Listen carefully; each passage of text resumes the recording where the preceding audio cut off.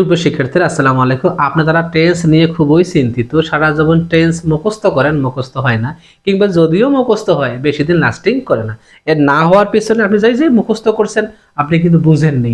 আপনি বুঝে মুখস্থ করলে টেন্স জীবনে আপনার মাথা থেকে যাবে না। আপনি টেন্সকে ছাড়তে চাইলে টেন্স আপনাকে ছাড়বে না, গ্যারান্টি সহকারে বলতেছি। আপনি ভিডিওটা একটু দেখেন, দেখলেই আজকে বুঝবেন। আসেন, আমার টেন্স শেখার আগে প্রেজেন্ট ইনডেফিনিট আছে, আমার টেন্স মোট হয় 12টা, তার মধ্যে ইনডেফিনিট 3টা, কন্টিনিউয়াস 6টা, পারফেক্ট 3টা, ইনডেফিনিট 3টা, পারফেক্ট 3টা, কন্টিনিউয়াস 6টা, টোটাল হচ্ছে 12টা। তো আমরা আগে কন্টিনিউয়াস যেহেতু 6টা, 12টার মধ্যে 6টাই যেহেতু কন্টিনিউয়াস, অর্থাৎ অর্ধেক যেহেতু কন্টিনিউয়াস, আমরা সেটা আগে শিখবো, তারপর ইনডেফিনিট, তারপর পারফেক্ট শিখবো। ক্লিয়ার? আচ্ছা, ইনডেফিনিটের পরে শিখি কন্টিনিউয়াস করতে গেলে। আচ্ছা বলেন তো, কন্টিনিউয়াস মানে কি?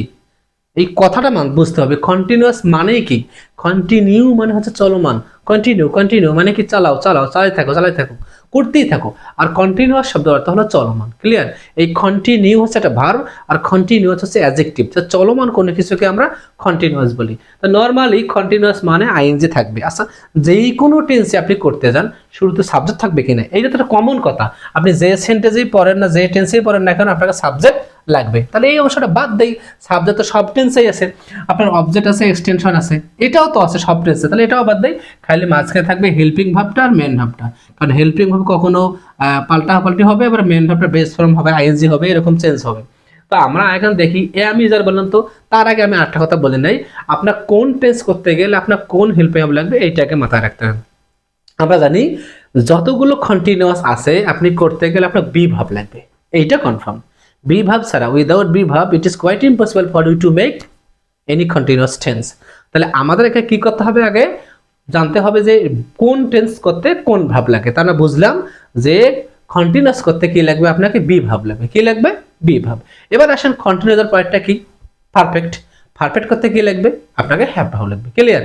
টেন্স মূলত দুইটা দেখেন, আপনি একবার শিখলেন ইনডেফিনিট। আমি বলে দিছি যে টেন্স 12টার মধ্যে 3টে ইনডেফিনিট, 3টে পারফেক্ট, আর 6টা হচ্ছে কন্টিনিউয়াস। আসলে আমি যদি বুঝি তো 2টা টেন্স পড়লে আমাদের সবগুলো হয়ে যাবে। কিভাবে আপনাকে বলি, আপনি ইনডেফিনিট 3টে বাদ দেন, ধরে নেন ইনডেফিনিট টেন্স নাই, আপনি কন্টিনিউয়াস করলেন না, আপনি পড়লেন কন্টিনিউয়াস।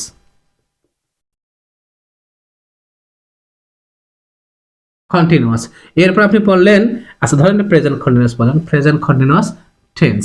যাক, আচ্ছা এরপরে কি বললেন? Present perfect tense. এরপরে আপনি কি পড়বেন? Present perfect continuous. আচ্ছা দেখেন তো, এই কন্টিনিউয়াস একই কিনা? এই পারফেক্ট একই তো। আপনি দেখতেছেন কন্টিনিউয়াস একটা, পারফেক্ট একটা, পরেরটা আবার পারফেক্ট কন্টিনিউয়াস, এই দুইটা টেন্স মিলে তো পরেরটা হয়। তা আপনি যখন এই দুইটা পড়তেছেন তখন তো আপনার এটা পড়ার প্রয়োজন হয় না, এটা অটোমেটিকলি হওয়া দরকার। কিন্তু আপনি সেটা বোঝেন না বিধায় আপনি যখন এইটা মুখস্থ করছেন তখন আপনার এটা মুখস্থ হয়ে গেছে, আর যখন আপনি এই দুটো মুখস্থ হয়েছে আপনার, তখন আপনার এটা অটোমেটিকলি চলে আসছে। কিন্তু আপনি বোঝেননি বিধায় আপনি এটাকে আলাদা মনে করে এটাও মুখস্থ করছেন। আসেন, আমরা যদি বুঝে টেন্স মুখস্থ করি জীবন ইনশাল্লাহ ভুল হবে না।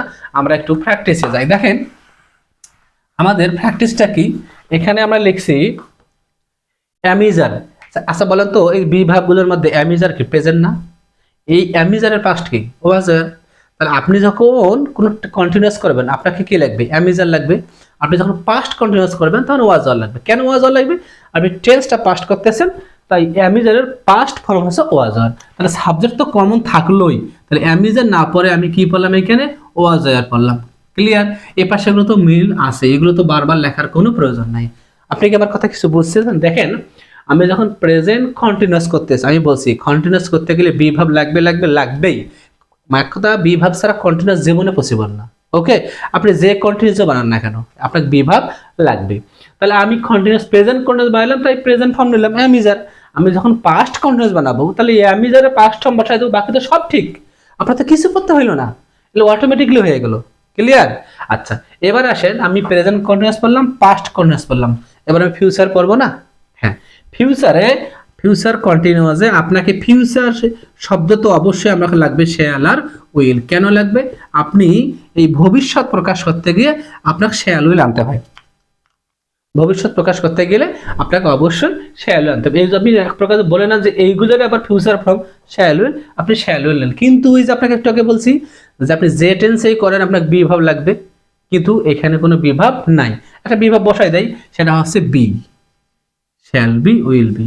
এই জন্য আমাদের স্ট্রাকচারে লেখা থাকে শ্যাল বি উইল বি। এখন বুঝলেন কেন শ্যাল বি উইল বি লেখা থাকে? কারণ আপনি যখন কন্টিনিউয়াস করবেন তখন আপনাকে অবশ্যই অবশ্যই বি ভাব লাগবে। ক্লিয়ার? তাহলে এখানে বি ভাব আমি কি পেলাম? এই যে বি, বি মানে কি? আমাদের এক ভাব যখন করি না, ব্র্যাকেটে লেখা থাকে বি, কিংবা অনেক সময় লেখা থাকে টু বি। বি মানে এম, ইজ, আর, ওয়াজ, আর, বি, বিন, বিং, এগুলো থাকে না? আচ্ছা, তাহলে এখানে বি কেটে বি ভাব না। তাহলে আমি একটু আগে বলছি যত কন্টিনিউয়াস বানাবেন আপনাকে অবশ্যই অবশ্যই বি ভাবটা লাগবে। আর যখনই আমি শুধু শ্যাল যদি দিতাম, কারণ আমি তাহলে আপনার প্রশ্ন হইতে হবে, স্যার আমি কি শ্যাল বা উইল দিয়ে কি ভাব আইএনজি করতে পারবো? না, করা যাবে না, কারণ শ্যাল হচ্ছে একটা মডাল ভাব। কারণ মডাল ভাবের পরে সর্বদা কি হয়? ভার্বের বেস ফর্ম হয়। তাহলে আমি এখানে কি করব? শ্যালের সঙ্গে বি, শ্যাল বি, উইলের সঙ্গে বি, শ্যাল বি। তাহলে এখন এর বি ভাব বসার কারণে আমার ভার্বের সঙ্গে আইএনজি করা এখন যাবে, এখন কন্টিনিউয়াস করা যাবে। তাহলে এই যে পেছনে স্ট্রাকচারগুলো মুখস্থ করার দরকার আছে। সামনে তো আমার সাবজেক্ট থাকবে, পেছনে তো ভাব, main verb plus ING object station থাকতেছে। তার মানে আমি কি বুঝলাম? আমি যতগুলো টেন্স কন্টিনিউয়াস করব আমাকে বি ভাব লাগবে। তাহলে আমি আরেকবার বলে দেই, তিনটা কন্টিনিউয়াস। আমি প্রেজেন্ট কন্টিনিউয়াস করব, তাই প্রেজেন্টে অ্যাম ইজ আর। আমি পাস্ট কন্টিনিউয়াস করব, পাস্টে ওয়াজ আর। অ্যাম ইজ আর, পাস্ট আমি ওয়াজ আর বসে দিলাম। যেহেতু টেন্সটা পাস্ট, তাই আমাকে হেল্প ভাবটা আমি পাস্ট করে দিলাম। তারপর ফিউচার যেহেতু করবো, ফিউচারের ফর্ম অবশ্যই শ্যাল আর উইল আসে। আর যেহেতু কন্টিনিউয়াস করতে গেলে আমাকে বি ভাব লাগবে, তাই তার সঙ্গে বি হয়। তাহলে আপনারা যে এতদিন মুখস্থ করছেন শ্যাল বি উইল বি, কেন মুখস্থ করছেন জানেন? ওই ফিউচার করতে গিয়ে আপনাকে শ্যাল উইল লাগে, আর যেহেতু কন্টিনিউয়াস তাই আপনাকে বি লাগবে। Is it clear? ওকে, তাহলে আমরা শিখলাম এই সবগুলো সাবজেক্ট টেন্সের একই থাকবে, অবজেক্ট একই থাকবে, এগুলো মুখস্থ করা লাগবে না। আমরা অবশ্যই অবশ্যই কি করব? এইভাবে মুখস্থ করব যে প্রেজেন্ট ফর্ম হইলে প্রেজেন্ট অ্যামিজার বেস ফর্ম, তাই অ্যামিজার দিলাম প্রেজেন্ট ফর্ম। তাহলে ওয়াজ আর, তাহলে পাস্ট টেন্স করব, পাস্ট টেন্সের ফর্ম হলো ওয়াজ, তো ওয়াজ আর দিলাম। আর ফিউচার করব, ফিউচারে শ্যাল উইল, আর তার সঙ্গে বি ভাব এক করে শ্যাল বি উইল বি। আর টেন্সের গঠনগুলো বাকি যা আছে সবগুলো ঠিক। ক্লিয়ার? তাহলে আমরা আজকে কি শিখলাম? কয়টা টেন্স শিখলাম? তিনটে। সেই তিনটে কি? Present continuous, fast continuous, future continuous. তাহলে আপনাদের আরেকবার বলে দেই, আমরা স্ট্রাকচার সামন পেছন সব ঠিক থাকবে, কন্টিনিউয়াস মানে ভাবের সঙ্গে আইএনজি হবে, এটা universal truth, there is no doubt. এবার আসেন, আমাদের সাবজেক্ট তো থাকবেই, সেন্টেন্স তৈরি করতে গেলে সাবজেক্ট লাগে। তবে হ্যাঁ, কিছু কিছু সেন্টেন্সে সাবজেক্ট লাগে না, অবজেক্টও লাগে না, একটা ভাব দিয়েও সেন্টেন্স তৈরি করে, সেটা হচ্ছে ইম্পারেটিভ। কিন্তু আমরা যেটা পড়াচ্ছি এটা মূলত অ্যাসার্টিভ সেন্টেন্স তৈরি করার জন্য এগুলো আমরা বলা হয়।